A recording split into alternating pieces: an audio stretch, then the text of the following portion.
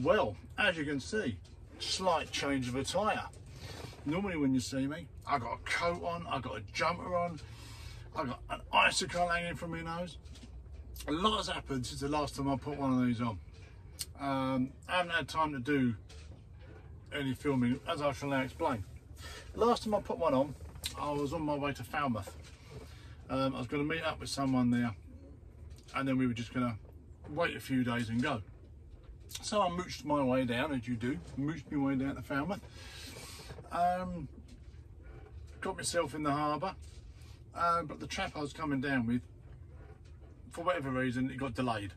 And by the time he could come, the weather had changed. The weather would just not be on my side. So I just got up Monday morning, and sometimes even you've got a big decision to make. And it was a big decision at the end of the day. It's 440 miles of open ocean. And you can easily talk yourself out of something, can't you? You can easily put yourself off. So, no, I just made a snap decision. Boom, gone. Shot round to Tesco's Express, got a load of bits and pieces and whatever, water, tin food, all that kind of thing. Packed the boat up and left. Literally within about 3/4 of an hour making the decision, I was out the harbour and gone. About 9 o'clock in the morning, 9 o'clock Monday morning. Coming across the English Channel was a bit rough. I must admit, we had a northerly blowing down.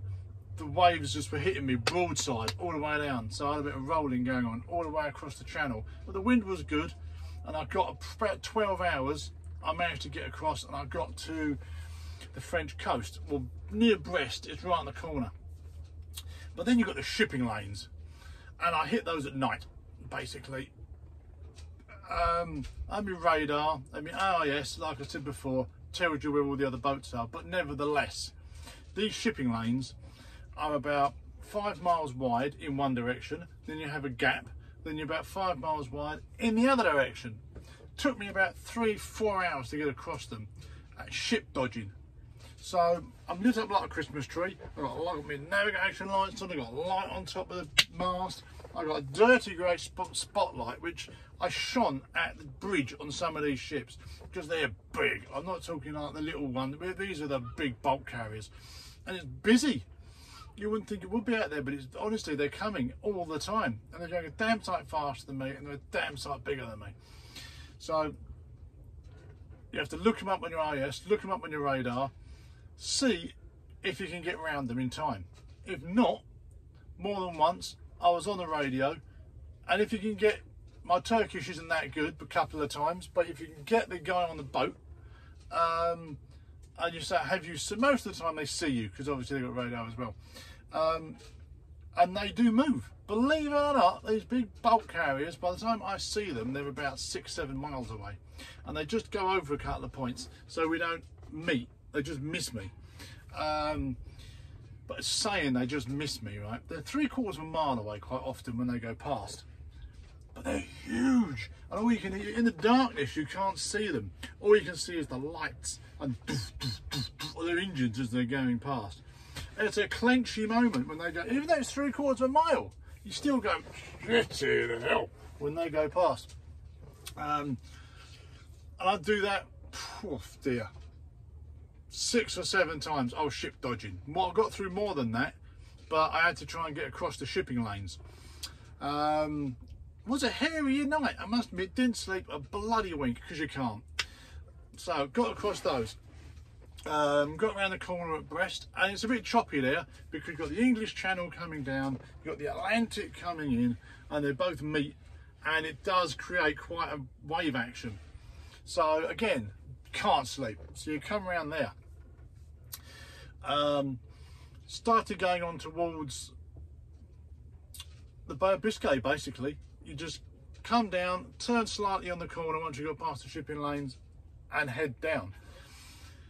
Poof, dear, as you're going down, you all of a sudden it plummets the depth beneath you. Most of the English Channel, believe it or not, no matter how far you go out, is 100 metres deep, 150 metres deep at the deepest. It's not that deep, you'd think it was deeper. As you go to the Bay of Biscay though, it plummets. It goes down to 3,000 metres. I shall say that again, 3,000 metres. And if I can't see anybody on my radar, 16 miles all the way around, 60 miles that way, 60 miles that way, I think I've worked this out right. That means at that one particular time, more than once, for 256 square miles, I was the only man on the planet, because my radar picked up nobody, and it done that for about a day and a half. So I was the only man on the planet, and it probably works out over 1,000 square miles in the end, and 3,000 metres deep below you. It makes you pause for thought, I tell you. It makes you pause for thought. But what was beautiful though is the dolphins. I'm going to put some pictures up. See if I can get a decent vid. I took quite a few, and I'll put the vid up here. Could be here, but probably here.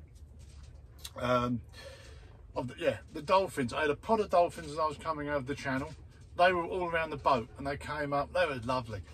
And then as I come across the bay, another big pod of dolphins come along, and they play all around the boat. And all of a sudden I was got blasé in the end, but I was inside, I was doing some washing up, and I could see out my window, and I could see the dolphin fins going past. When you've seen one dolphin, you've seen them all. You know what I mean? How cool was that though? I'm doing the washing up, watching the dolphins. Mate, amazing. I had one heart-stopping moment. Actually, I had more than one heart-stopping moment. Them sodding great bloody ships were a bit of a heart-stopping moment. But I'm in the middle of nowhere going across the bay, and this almighty crunching sound came from down in my gearbox, and I thought, I'm in the shit here. So I quickly turned everything off, and I thought, I had a massive panic. I thought, what the hell? It sounded like my gearbox fell out. I thought, because there wasn't a lot of wind, and I thought I was going to just mooch around. A piece of wood from God knows where in the boat. I've never seen this bit of wood before in my life. It must have been floating around underneath my seats and what have you since before I had the boat. Had fallen down and got caught in the drive shaft. Luckily, didn't make no damage. The drive shaft just mangled it up. I threw it out. But the noise it made, honestly, I lost about £4 in weight, I tell you, in about a split second when that happened, I tell you. Fell out of me, I thought, oh, what the hell is that? So, that was a heart-stopping moment. Couldn't sleep though.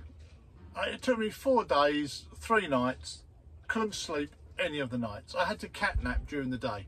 Look on my radar and everything, make sure nobody's about, and then just catnap. Because at night, you get the big ships, and they do still pop up, and they stay every now and then one and one, but you can't take the chance, is you're going to miss one. I've got alarms on my boat and everything, but you can't take the chance. So, yeah, I catnapped. Didn't sleep for 3 days. Absolutely shattered by the time I got here. But here nonetheless. I'm going to put up some little photos and what have you. I'm at La Coruna. I think I'm saying that right. La Coruna. In a nice little marina here. Nice little town. Going to sit here for about 3 days. Catch up my sleep. Still very tired. Catch up my sleep. Then I'm going to come out of here, work my way around the coast, do some little cove hopping. Don't intend going to another marina, so I'm going to go in the little cove, and I'm going to do that. I'm going to hop that round till I get to Portugal. Once I'm in Portugal, I quite fancy going to Porto, which means I have to go up the river and what have you, and go to Porto for a couple of days, bit of sightseeing. So I think that's about me done now, really. Hell of a trip. Hell of a trip. It's one of those, on more than one occasion, it makes you pause for thought. As I say, when you're the only man on the planet for 256 square miles for at least 2 days, as that's mooching on, so it must make 1,000 square miles in the end. At 3,000 feet below you, it makes you pause for thought. So, on that thought, hope you have a lovely day.